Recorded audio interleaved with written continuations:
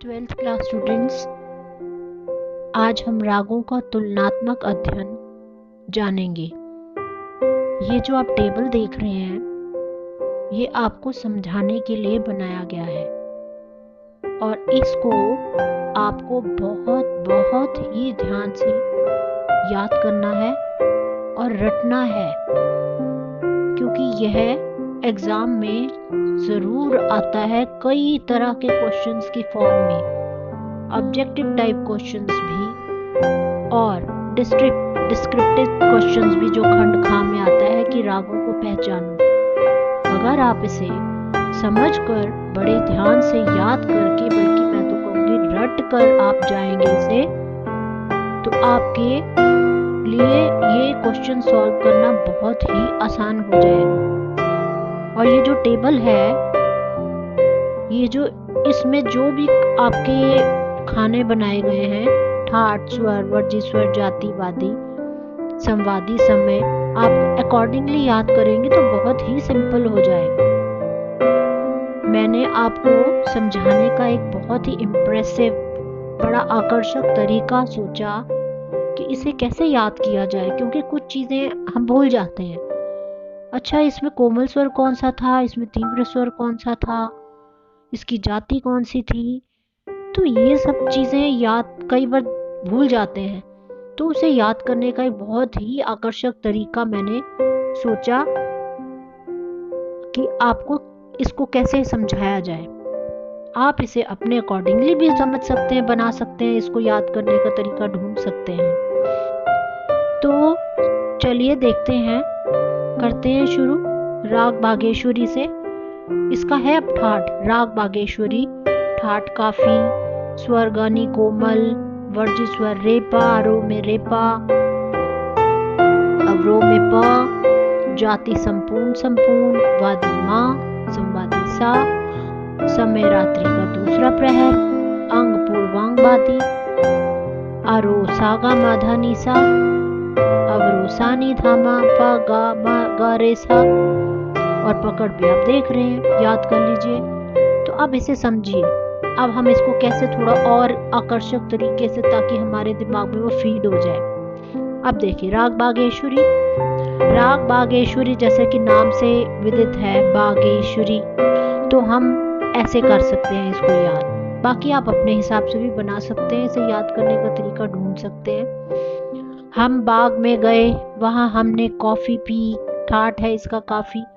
हम बाग में गए, वहाँ हमने कॉफी पी, वहाँ अब इसको याद करना है कि इसमें कौन कोमल है, तो हम ऐसे कर सकते हैं। हम बाग में गए, वहाँ हमने कॉफ़ी पी, वहाँ हमारे कोमल गन्ने का जूस था, वो भी हमने पिया, और हम वहाँ पर आरोह रेपा हमारे साथ नहीं थे, रेपा मतलब गायब था आरोह में, अवरोह में फटाफट आ गया, तो मतलब कहने का मतलब कि आरोह में तो रेपा था ही नहीं, वर्जित मतलब गायब, और अवरोह में आ गया।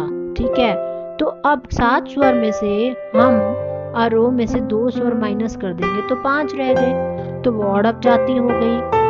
मैंने आपको समझाया था ना जाति के टॉपिक में कि जिस राग में 5-7 स्वर होंगे तो वो संपूर्ण जाति का राग है, जिस राग में 5 स्वर होंगे वो षाडव जाति का राग है तो 6 स्वर होंगे, औडव जाति का राग है तो 5 स्वर होंगे। तो हर राग में आरोह अवरोह तो होगा ही।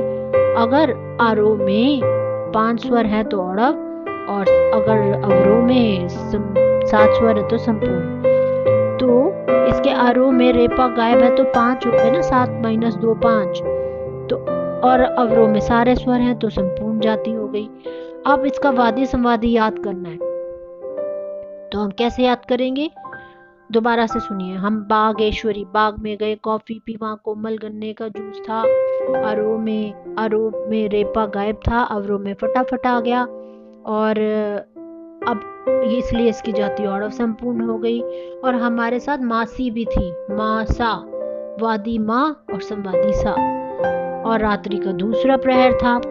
ठीक है, अब इसका अंग कैसे समझें। अब इसका अंग तो होता है, अब जैसे रागों के समय सिद्धांत में आपको बताया था कि हमारे सारे गामा पाधा निसा हमारे स्वर हैं। अगर हमारा वादी स्वर सारे गामा में से है पहला भाग, इसलिए इसको दो भागों में डिवाइड कर दिया, सारे गामा और पाधा निसा।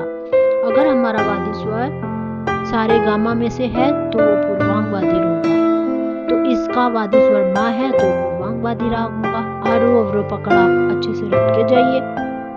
ठीक है, आरोह सा गा मा धा नी सा, इसमें रेपा नहीं है। अवरोह में सा नी धा मा पा धा गा मा गा रे सा। पकड़ सा नी धा नी सा मा धा नी धा मा मा पा धा गा मा गा रे सा। क्लियर हो गया? तो अब हम राग मालकोंस की तरफ चलते हैं। आप टेबल बिल्कुल इसी तरह याद करेंगे। अब हम राग मालकोंस की तरफ चलते हैं। राग मालकोंस का ठाट अब भैरवी है। राग मालकोंस के साथ भैरवी ठाट, भैरवी में गा धा नी कोमल लगता है। तो अब हम राग मालकोंस में भैरवी ठाट हमारे साथ है, उसमें अब ग ध नी कोमल है। ठीक है ना? अब इसमें भी रेपा वर्जित है आरोह में, इसमें तो बिल्कुल ही नहीं लगता आरोह अवरोह दोनों में। तो इसकी जाति कौन सी होगी? औडव औडव। मतलब 5 स्वर आरोह में लगे, अवरोह में भी 5 स्वर लगे, तो औडव औडव हो गई जाति। वादी स्वर मतलब मासी हमारे साथ ही, इसमें भी मासा है। बागेश्वरी भी में मासा था, इसमें भी मासा है। और रात्रि का तीसरा प्रहर, अब बागेश्वरी में रात्रि का दूसरा प्रहर था, माघ मालकोंस में रात्रि का तीसरा प्रहर। अब इसका अंग कौन सा है? पूर्वांग वादी। कैसे? क्योंकि इसका वादी स्वर मा है, मतलब सारे गामा में से आ रहा है, तो पूर्वांग वादी होगा। आरोह इसका निसा गामा धा निसा, रेपा बिल्कुल नहीं लग रहा। अवरोह में सानी धामा गामा गासा। पकड़ धा निसा मा गामा गासा। ओके, अब राग भैरव।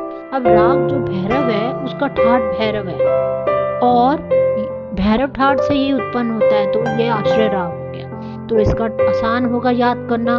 राग भैरव, भैरव ठाट से उत्पन्न होता है। अब इसमें कोमल स्वर कौन से लग रहे हैं? रे और धा कोमल। कोमल स्वरों के लिए नीचे लाइन लगा दी जाती है, और इसमें कोई भी गायब नहीं है स्वर, सभी स्वर लग रहे हैं। आरोह में भी पूरे लग रहे हैं, अवरोह में भी पूरे लग रहे हैं। तो इसकी जाति कौन सी हो गई? संपूर्ण। संपूर्ण कितना इजी है याद करना। अब हमने इसका वादी स्वर, अब आपने देखा, ध्यान से देखो, रे धा कोमल है, अब उल्टा कर दो, इसका वादी धा और संवादी रे। तो हमारा दहवत और ऋषभ हो गया, और इसका गाने का समय हो गया प्रातः काल। और अब इसका अंग कौन सा हो गया? आपको समझाया था ना, सारे गामा पाधा निसा में से 2 अंग कर दिए, सारे गामा 1 पाधा निसा ले। जिस राग का वादी स्वर जिस भी अंग में आएगा वो उसका उत्तरांग वादी हो जाएगा, क्योंकि ये धा है। इसमें दूसरे पार्ट में आता है ना पाधा निसा, तो धा आ रहा है वादी, तो इसका आ जाएगा उत्तरांग वादी। इसका आरोह में सारे गामा पाधा निसा, अवरोह सानी धापा मगा रेसा। पकड़ सागा मापा धापा गामा रेसा। तो कितना ही आसान है याद करना, बिल्कुल भी मुश्किल नहीं है, बस थोड़ा सा ध्यान दीजिए। आप इसे अपने अकॉर्डिंगली भी बना सकते हैं, कैसे आपने इसको याद करना है। तो यह था रागों का तुलनात्मक अध्ययन, बहुत ही ध्यान से याद कीजिएगा। Is it clear? ओके।